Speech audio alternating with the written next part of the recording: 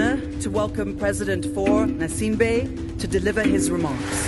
Bienvenue, Son Excellence. Excellence, Monsieur le Président de la République du Rwanda et chers frères, ce sommet témoigne de notre volonté collective de ne pas laisser l'Afrique à la marge de la nouvelle révolution technologique qu'est l'intelligence artificielle. À l'ouverture de nos assises, je voudrais inviter à un moment de lucidité. Pour ma part, je voudrais vous faire part de quelques-unes de mes réflexions. La première de ces réflexions est que, dans un contexte international de plus en plus tendu, l'heure est au réalisme stratégique et nous devons en tirer les leçons. Dans ce contexte, il serait imprudent pour notre continent de fonder ses espoirs sur la seule bonne volonté et la générosité de nos partenaires. L'intelligence artificielle ne fera pas exception.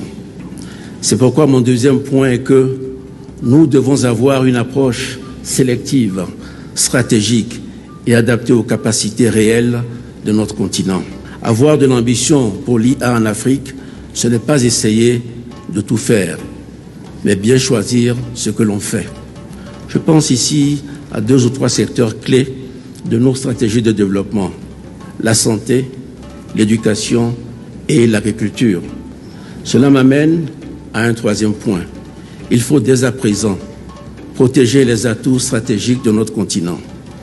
L'Afrique a des ressources précieuses pour le développement de l'intelligence artificielle, une jeunesse nombreuse et dynamique, des données génomiques, culturelles et linguistiques d'une diversité exceptionnelle et des ressources naturelles critiques et rares. Ces atouts vont être naturellement convoités. Nous devons donc les protéger et les mettre en valeur. Pour toutes ces raisons, nous devons construire une souveraineté numérique réaliste et ciblée. Nous devons aussi plaider pour un cadre international équitable et exiger une place dans les enceintes de gouvernance mondiale. Mon dernier point est que l'équité sera une condition essentielle d'une intelligence artificielle au service de tous en Afrique. L'intelligence artificielle doit aussi bénéficier aux travailleurs informels, aux zones rurales comme aux jeunes sans accès direct à la technologie. Cela suppose des formations ciblées, des investissements dans la connectivité et des solutions pensées pour les réalités locales. Vous l'avez compris, je souhaite ouvrir ce sommet par un mot de prudence, non pas pour freiner l'élan, mais pour nous ancrer dans le réel. L'intelligence artificielle est la prochaine grande révolution.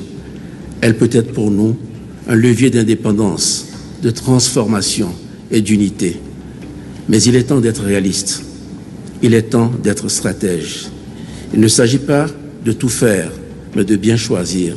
Et surtout choisir de protéger ce que nous avons de plus précieux, notre jeunesse, nos ressources naturelles et nos données. C'est avec cette vision réaliste, mais ambitieuse, que le Togo s'engage dans cette nouvelle ère.